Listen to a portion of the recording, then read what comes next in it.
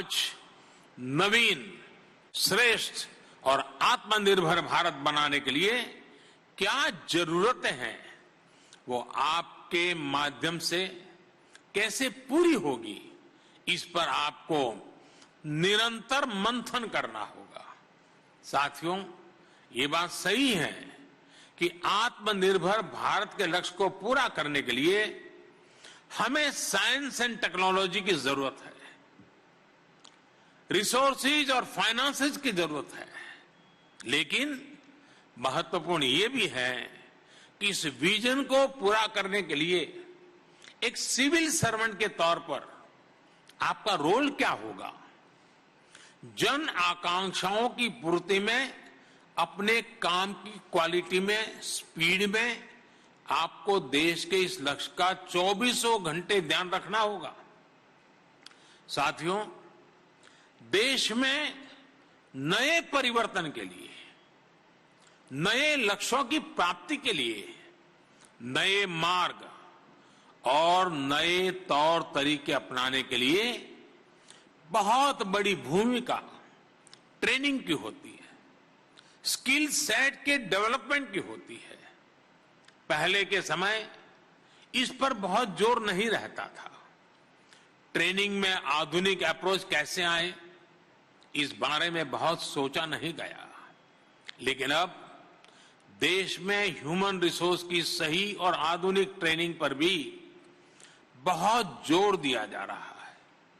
आपने खुद भी देखा है कि कैसे बीते 2-3 वर्षों में ही सिविल सर्वेंट्स की ट्रेनिंग का स्वरूप बहुत बदल गया है।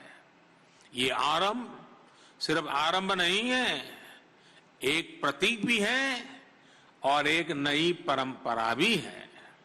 ऐसे ही सरकार ने कुछ दिन पहले एक और अभियान शुरू किया है, मिशन कर्मयोगी। मिशन कर्मयोगी कैपेसिटी बिल्डिंग की दिशा में अपनी तरह का एक नया प्रयोग है। इस मिशन के जरिए सरकारी कर्मचारियों को उनकी सोच, अप्रोच को आधुनिक बनाना है, उनका स्किल सेट सुधारना है, उन्हें कर्मयोगी बनने का अवसर देना है। साथियों, गीता में भगवान कृष्ण ने कहा है, यज्ञ अर्थात कर्मणः अन्यत्र लोकः अयम कर्म बंधनः। अर्थात यज्ञ यानी सेवा के अलावा स्वार्थ के लिए किए गए काम कर्तव्य नहीं होते, वो उल्टा हमें ही बांधने वाला काम होता है। कर्म वही है जो एक बड़े विजन के साथ किया जाए, एक बड़े लक्ष्य के लिए किया जाए। इसी कर्म का कर्मयोगी हम सबको बनना है। मुझे भी बनना है, आपको भी बनना है, हम सबको बनना है।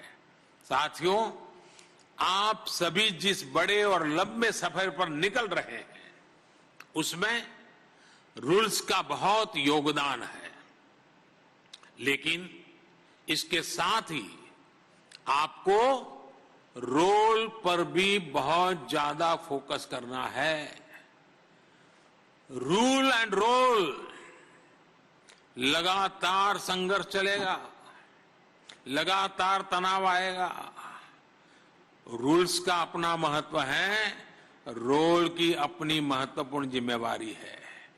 इन दोनों का बैलेंस, यही तो आपके लिए टाइट रोप पर चलने वाला खेल है। बीते कुछ समय से सरकार ने भी रोल बेस्ड अप्रोच पर काफी जोर दिया है। इसके नतीजे भी दिखाई दे रहे हैं।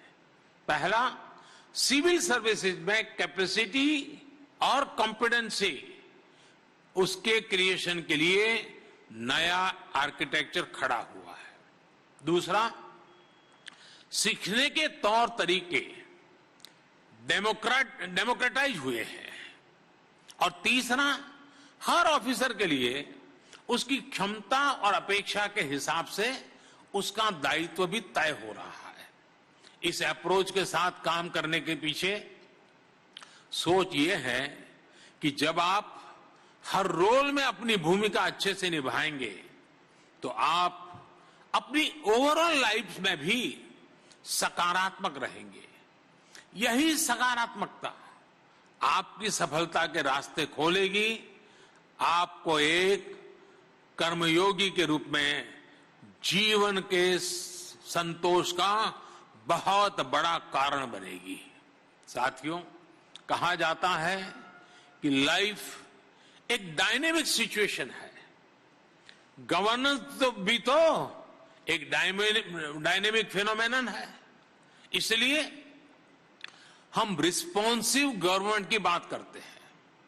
एक सिविल सर्वेंट के लिए सबसे पहले जरूरी है कि आप देश के सामान्य मानवी से निरंतर जुड़े रहें। जब आप लोग से जुड़ेंगे तो लोकतंत्र में काम करना और आसान हो जाएगा। आप लोग फाउंडेशन ट्रेनिंग और प्रोफेशनल ट्रेनिंग पूरी होने के बाद फील्ड ट्रेनिंग के लिए जाएंगे। मेरी फिर आपको सलाह होगी, आप फील्ड में लोगों से जुड़िए, कट ऑफ मत रहिए, दिमाग में कभी बाबू मत आने दीजिए। आप जिस धरती से निकले हो, जिस परिवार समाज से निकले हो, उसको कभी भूलिए मत। समाज से जुड़ते चलिए, जुड़ते चलिए, जुड़ते चलिए। एक प्रकार से समाज जीवन में विलीन हो जाइए। समाज आपकी शक्ति का सहारा बन जाएगा। आपके दो हाथ सहस्त्र बाहु बन जाएंगे। ये सहस्त्र बाहु जनशक्ति होती है। उन्हें समझने की, उनसे सीखने की कोशिश अवश्य करिएगा।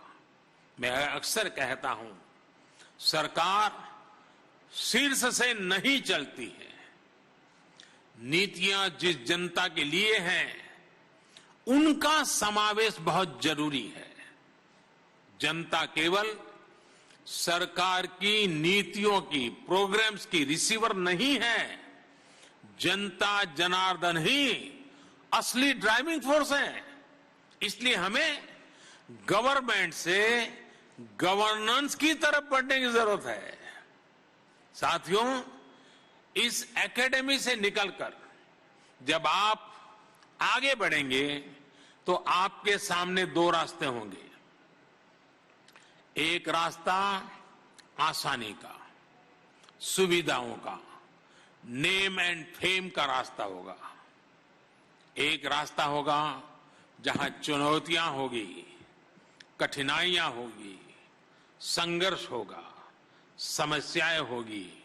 लेकिन मैं अपने अनुभव से मैं आज आपसे एक बात कहना चाहता हूं।